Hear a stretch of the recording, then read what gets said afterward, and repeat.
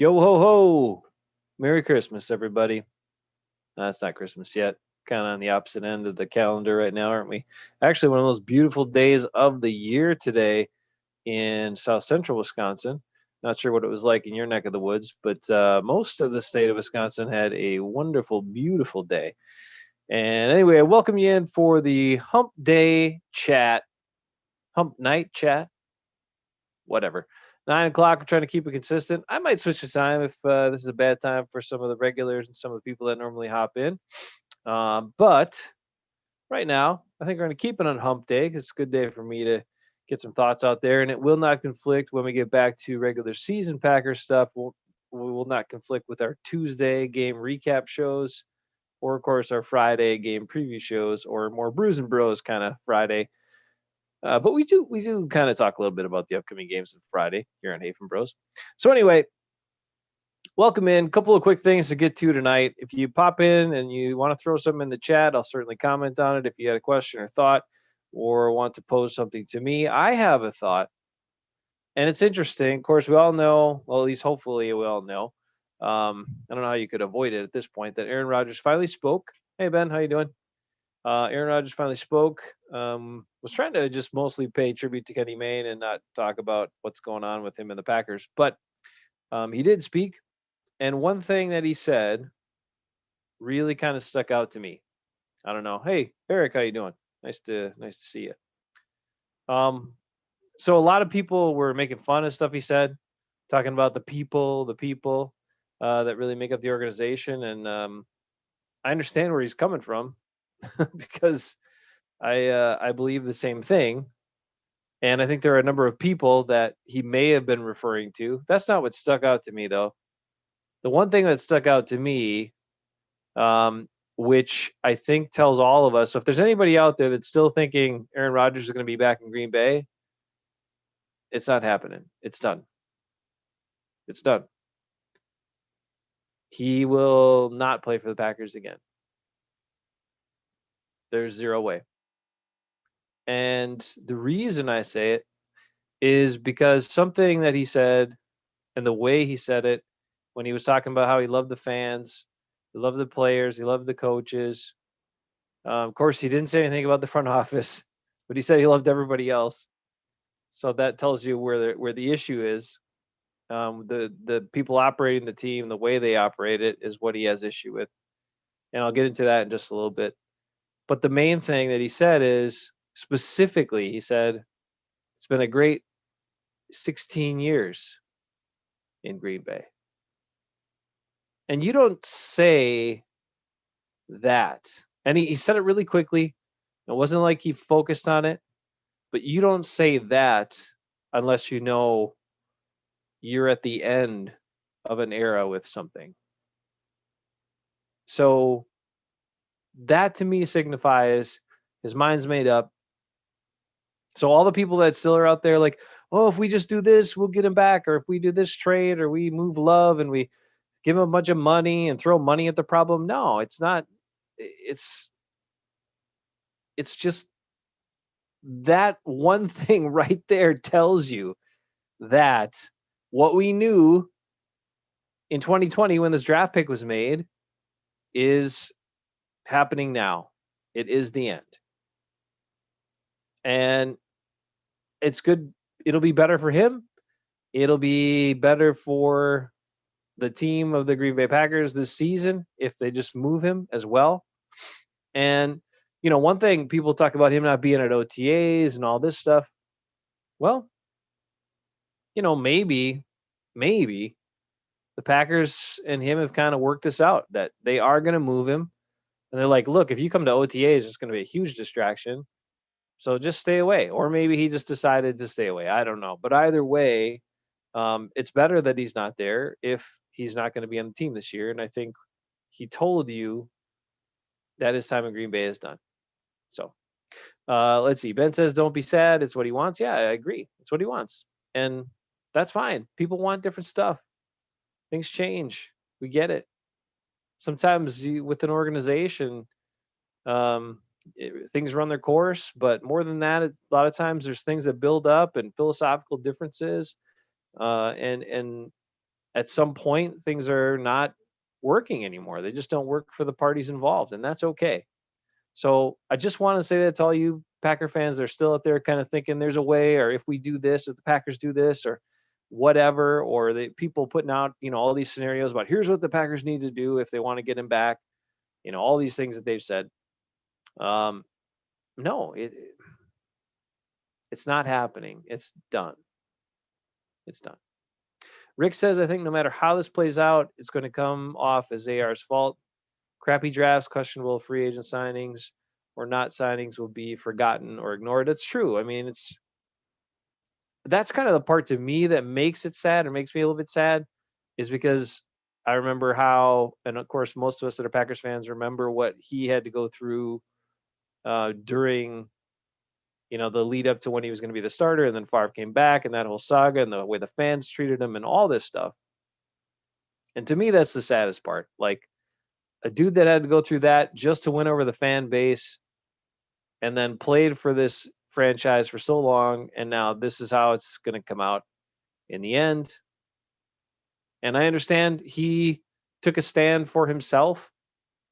And so, and again, you can't win as an individual in that scenario, other than maybe getting an opportunity to play somewhere else. But in the, in the eyes of the fan base, no matter what you say, no matter what you do, you're not going to win that. The organization, the fans are always going to side with the organization in the end. Look how upset people were with them moving on from Favre and trading Favre. Fan base after a couple of years still came around, and they were right back there. So the Packers will win this no matter what. But at this point, it's done. So now a couple of quick things I wanted to kind of reflect on, because I was thinking about when Rodgers talked about it's about the people, and it's about the culture, and about doing things the right way, and that the people make up the team and make up the environment, and what basically the people are what build the organization, what make it special, make it what it is. So this is not, just so people understand, this is not just about the Jordan Love selection and moving on from him, that the Packers wanted to play this game with him where they plan to move on from him. Hey, Zero, how you doing? Overall, he seems pretty happy with his decision, judging from the main interview. Yeah, I think he did some big crazy cleanse, lost 15 pounds. He seems like he's in a comfortable spot. And again, that's why I don't think he's good. I don't care what the Packers do. Some of these former players and people on ESPN have gone on and said they just need to, trade Jordan Love, apologize to him publicly, offer him a whole bunch of money, give him all these guarantees. They've offered him a whole bunch of money. It's done. Things have been done that cannot be undone. Aaron Rodgers understands that. He understands this is a business. He's a smart guy, right? And he also looks at this. And this is what I was thinking of when he said, I'm sure Ben has a lot to say about Rodgers. That's fine. And some people are going to be really mad about the situation, and that's fine too. I get it. You can be mad, But I will point this out. I think there are a number of players that Aaron Rodgers, because he referenced that too. He's like, I play with a lot of great people. That's another key thing he said. And a lot of those great people and great players were moved on from. And I understand football's a business, and people are going to come in there and say, it's a business that happens all the time. I get it.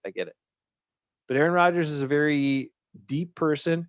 He's also a very loyal person.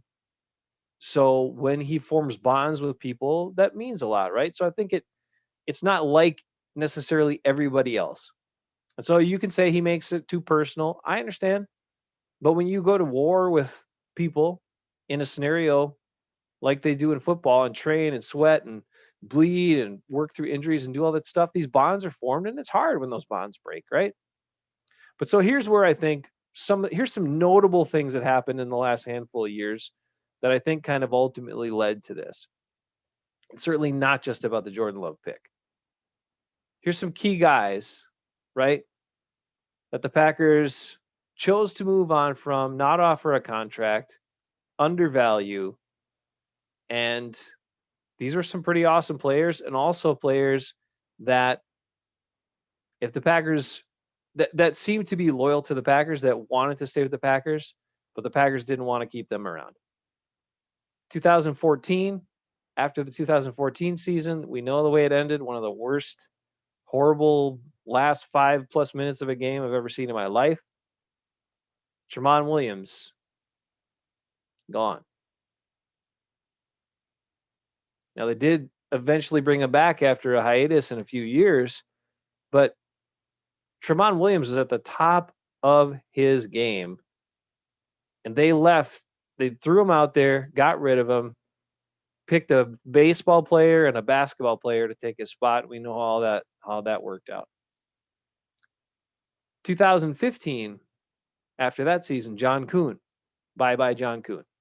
Hey, Kaylee, I'm just going over a couple of things here. Hello from Appleton. How you doing? Ben says when he breaks bonds with people, they never get repaired. Yeah, I mean, that's for a lot of folks. I'm just saying he had really tight bonds with a number of these guys. And these kind of, I think, led up to this situation playing out. Eventually, finally, him drawing the line where he did. So again, Kaylee, just to fill you in. Hey, Bernard, just to fill you in, I think one of the key things Rodgers said in the Kenny Mayne interaction was where he referenced it's been a great 16 years in Green Bay. And to me, that signifies he has put an end to his time in Green Bay in his mind, and he plans to move on. And that's why I don't think he's coming back to the Packers at all.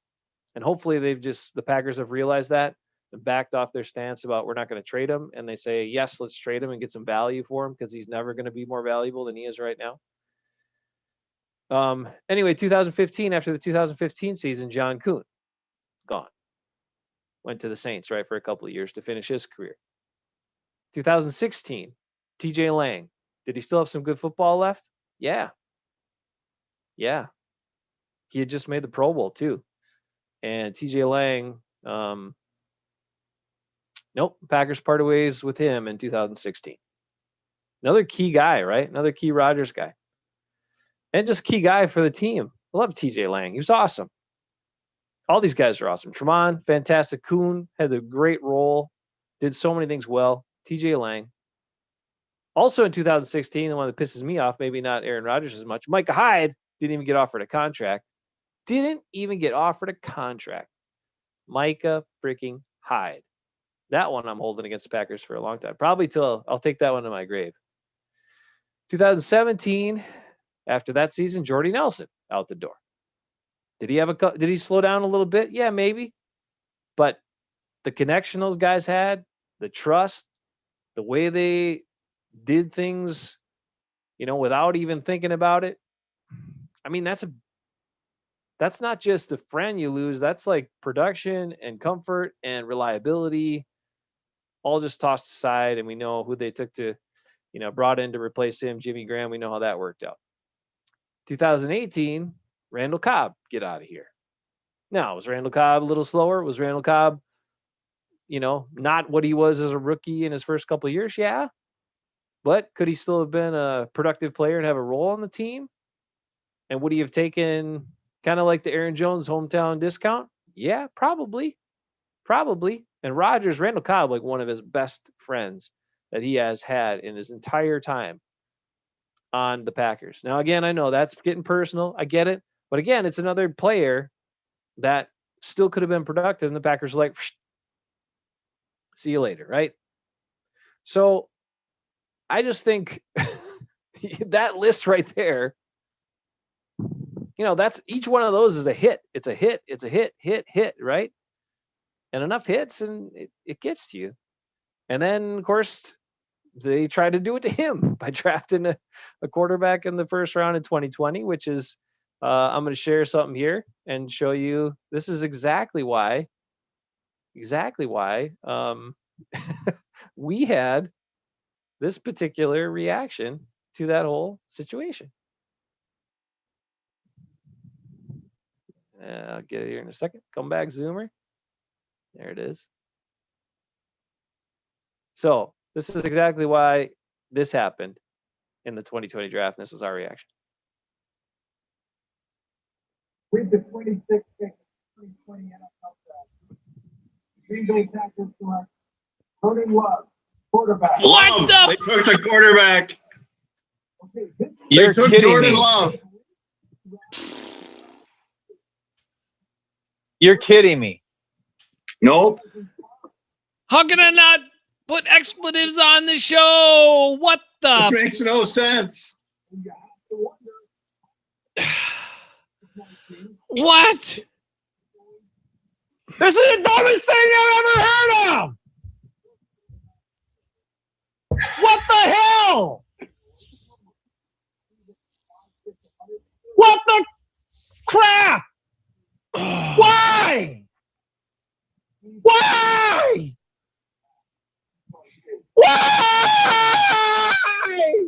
Uh-oh. Okay. That's what I still think. Why? But hey, that's the deal. I mean, that was the final straw. And it's not, again, Aaron Rodgers said it's not about Jordan Love, the person. And he meant that, I think. He likes Jordan Love. And he would never want to make it about, I mean, he went through that crap coming into the league, right? He would never want to do that to somebody else either. Yep. Thanks, Zero. It's a great reaction. Appreciate that. I'll get to Nagler in a second. I do have a quick note about him. Something he said this week that was really annoying. Hey, that got Bernard to come on and join us out. That's right, Ben. Why? But that reaction, I still can't believe some Bears fan tried to think that reaction was fake. Call us out and say that reaction was fake. That was the least fake reaction of any Jordan Love reaction video you'll find on YouTube. The least fake. And at least still staying clean for the most part. Other people totally lost it and swore a bunch of F-bombs and stuff. We at least kept it watchable for, it's at least PG anyway. Look, guys, it's over. I just want to make that clear. And yeah, it makes me sad. But hopefully the Packers have backed off their stance and undug their heels and are going to, hopefully they got a trade thing figured out right now. Hopefully that's the situation. And they can improve their team and give themselves an opportunity to move forward in a different way this year. And we got time to talk about all that coming up. Let's get to a couple of quick things here. Nagler is a jerk. Yes. One quick thing about Aaron Nagler that I was trying to back off Aaron Nagler. Sorry, I'm kind of going off here on this one a little bit, and I don't mean to hammer on people, but I was trying to back off Aaron Nagler and be like, okay, I'm going to give him a chance here. I'm going to watch him again. I started watching some of his chats, and he seems to be having a good time and doing fine. And hey, credit to him. They built Cheesehead TV. They got a spot. They get to do, Packer Press. They get to have a spot and, ask questions and be there to ask the coaches and players all kinds of stuff and report, media access, all that good stuff. But so Aaron Nagler was on PFF, this PFF podcast or something, whatever, talking about the Packers, talking about NFC North. And they were talking about Aaron Rodgers, and he said, some different things. And these guys were, these PFF guys were really crediting Rodgers heavily for the Packers' success. Okay. And so you could see Nagler's face. It was like making some faces, like trying to hold himself back a little bit during that. But also what happened was they continued on. And then he gave Rodgers credit, and he said, he gave Rodgers credit for a lot of things. He was pretty even keeled the whole time until they started talking about these NFC championship games that the Packers have lost. And, and then this one guy asked him, he's like, well, at what point, do you say like, oh, we had this terrible sequence of events in 2014, 2016, we got up against Atlanta and just got crushed because we couldn't match them. Our defense got shredded and all that stuff. We had we had the loss against the Niners where they ran on us like crazy. So you lose like all these different ways, right? Very different ways each time, but you lose 4 NFC championships in a regular, like a pretty narrow span of time. And the guy says, like, at what point do you say, I mean, you could say all these things were different. Nagler first said that these games are very different and all these sort of things. They ended differently, very different circumstances, and that's all very true. And the Packers came up short every time. But then Nagler was like, well, you had that happen. You had the losses in 14 and 16. You changed the coaching staff. You changed the defensive coordinator. You changed some of the defensive players. You did all this. And then at the very end of this one, he's like, but, there's one constant there. There's one consistent thing. It's the quarterback. One common denominator, he said. The quarterback. Implying that Aaron Rodgers is the one who couldn't stop the 49ers from rushing for like 300 yards and only made Jimmy Garoppolo throw 8 times in the game. Implying that Aaron Rodgers couldn't stop the Atlanta Falcons defense. Like, I get he could have played better in some of those games, but come on, Nagler. That's below you, man. That shows Nagler's grudge against Rodgers. That shows Nagler's perception because he was a Favre guy. He's a Favre lover, and he never warmed up to Rodgers either, which happened for a lot of Favre lovers. And I get it. I get it. If you were a Favre lover, that whole thing sucked. I get it. But Aaron Rodgers is not the reason the Packers lost in 2014. Could he have played better? Could he have done some things differently? Of course. But he's not the reason they lost. He's not Brandon Bostic. He's not Clinton Dix. He's not other guys that could have made one single defensive play and sealed the game off. He's not Mike McCarthy calling 3 runs in a row and punting when they have a lead. 2016? Come on, man. He's not Aaron Ripkowski when they were still in the game. The only Packers running back they have at the time, the feature running back, Aaron Ripkowski in 2016. Is that a personnel issue that they didn't have any more running backs? I would say it is. They weren't stocked well enough at running back to have an actual running back. And then Aaron Ripkowski fumbles when they're inside the 10. And the game just flips. Right? They were in the game at that point. They were moving. They're about to score. That's a key play a lot of people forget. And then it was buzzsaw time. And sure, maybe they still would have got beat. Maybe they still would have got shredded. But that was a key turning point in that game. That wasn't Aaron Rodgers. All he did was hand him the ball. Come on, man. Come on, Nagler. It's below you, bro. Anyway. All right. DoubleBink, how you doing? He says, I can't see winning more than 8 games without AR this year. Be careful what you wish for. It's a valid point, but we'll never know until it happens. But I think we're going to find out, DoubleBink. That's why I said, I think after Aaron Rodgers' comment of talking about how it's been a great 16 years in Green Bay, I think that means in his mind, his time in Green Bay is done.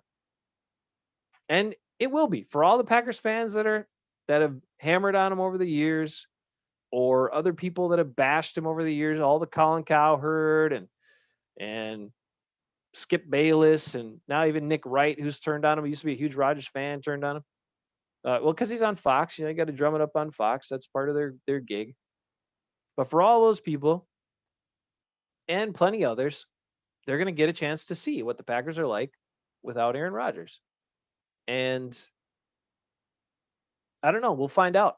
The one thing is they're going to have to play differently, because people have asked it too. And Nagler pointed that out. He's like, well, one thing is that there won't be a lot of checks or freedom or changes at the line of scrimmage with Jordan Love, say, as quarterback, or any other quarterback for that matter, Blake Bortles either, if he ends up playing, which is true.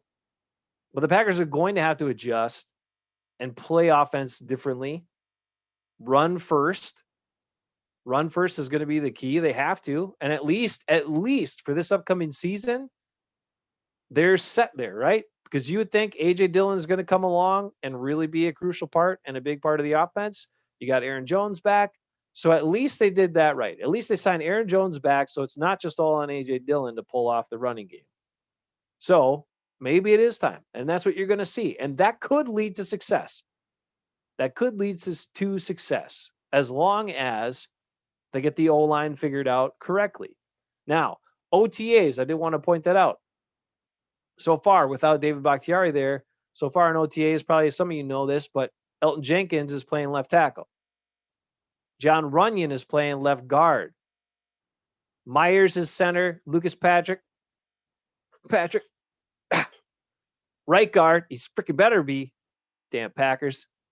And Billy Turner, right tackle. That's the only one that shouldn't be Billy Turner. But at least you got 4 good guys in there, you would think. We think the rookie's going to be good. But that's what the Packers are starting out with. That's what they're picturing their O-line before they see, all the competition and everything else, preseason games, all that stuff. So that could be solid. The only improvement would be, bouncing Billy Turner out of there and sticking anybody else in there, and I'd be good with that. And that could be, okay, maybe you say Jenkins isn't as good of an individual pass blocker as Bakhtiari. He certainly isn't. So maybe you're a run first team. You're a run heavy team. And with that line, I would feel, well, aside from Billy Turner, again, let's remove the right tackle Billy Turner out of the equation. Those 4 guys, I would feel pretty okay running the ball a lot. You would figure that offensive line would be a very effective run blocking unit. Maybe that's the way you go. Still do the play action off that once you establish it. You still got Aaron Jones who can make something out of nothing a lot of times. And you got Dylan who has got size and ability, can break some tackles, has enough speed.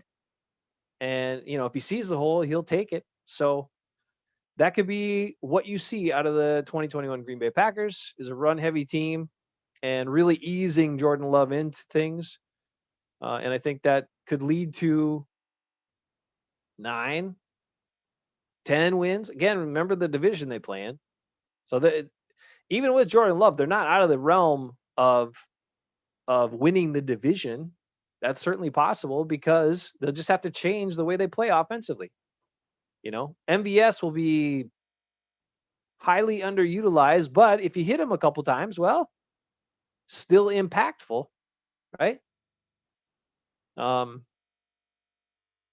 Anyway, that's we'll get more into that stuff on Friday. We'll get more into Joe Barry. I want to talk, Ben. Let's talk about Joe Barry on Friday. The Packers did a cool mic'd up on him at practice, which is a totally different energy than they have had from a defensive coordinator in more than a decade. So I'm excited to talk about Joe Barry and just how he can pick up this defense. And we'll get more into that too on our Friday show as well, because I think that could be a very welcome change. And we'll tell you about more of that then on Friday too. Zero says, my dream is that we somehow trade Rodgers for guilty pleasure Ryan Fitzpatrick. Oh my God. Guilty pleasure. It shouldn't be guilty. Fitzy's awesome. Fitz magical. He's great.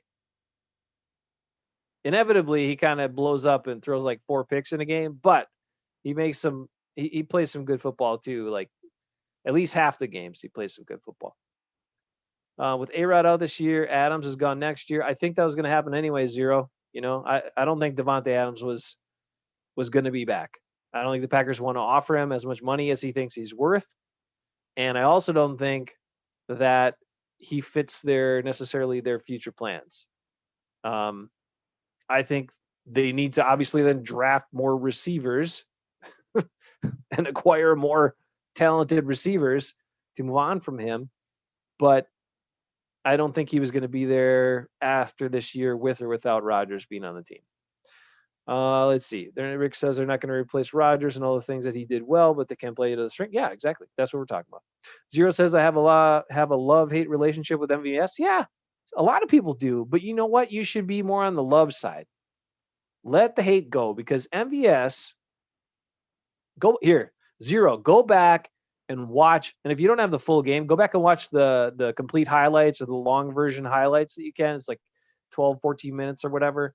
From the NFC Championship game last year against Tampa Bay. It might be kind of painful. We all know what the end is. We know some of the plays that we wish were made, but MVS was awesome in that game.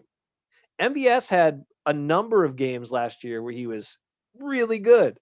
And then he had some timely drops that sucked and screwed big plays where he could have had 2-3 more touchdowns, big play touchdowns, another couple hundred yards because of those big play touchdowns, and he just dropped easy passes. But he also made some pretty tough catches in some spots. In addition to that, in that game, in the Detroit game, where he showed strong hands, was aggressive, showed route running, he one-upped himself in the NFC Championship game. He was unbelievable. He was the best player on the field for the Packers in that game. MVS, the best player for the Green Bay Packers in the NFC Championship game, MVS. Go back and watch it. And I think a lot of it with him, confidence. Andy Herman talked about that in a video earlier this week too, but I've thought that for a while, is his confidence and just, I think like getting him, it's interesting. If he drops a pass early, I think he just loses his confidence. And it's so weird because he really does have all the other tools. He's tall, fast, pretty good at running routes. He's getting a lot better at changing direction, running routes, hands, attacking the ball was the thing that he never did until some of those games last year where he actually had strong hands and aggressively went after the ball.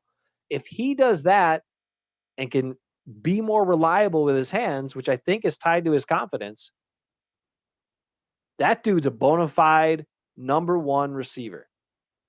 If he puts it all together, he is a bona fide number one receiver because he has everything else. Everything else you want.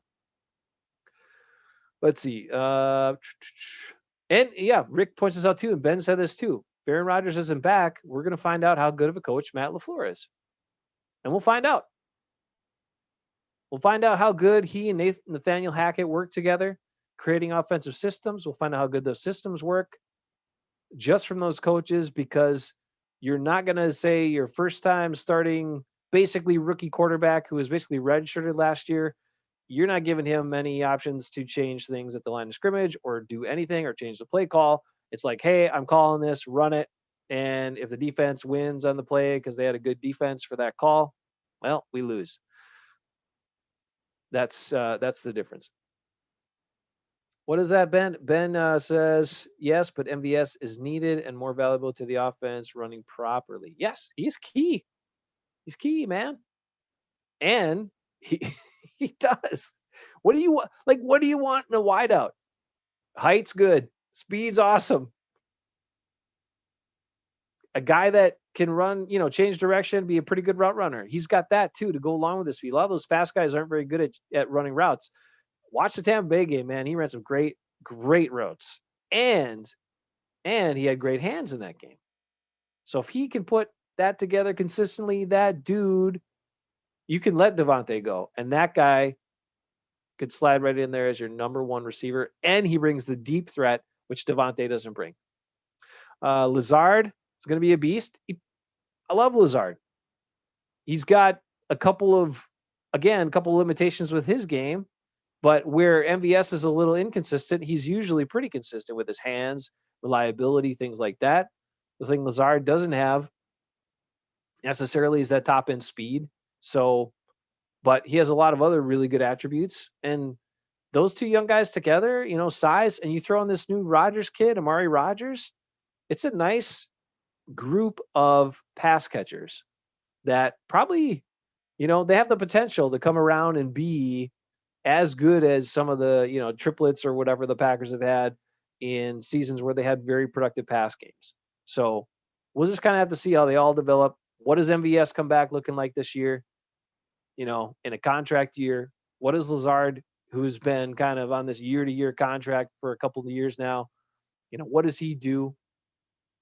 The one thing both those guys you love about them is they both work hard.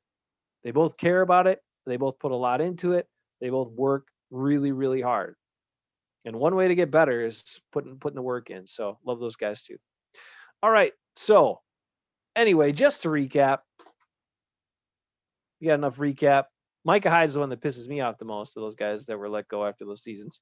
Jamal Williams after 2014, John Kuhn after 2015, TJ Lang after 2016, and Micah Hyde 2016. Jordy Nelson gone after 2017, Randall Cobb gone after 2018.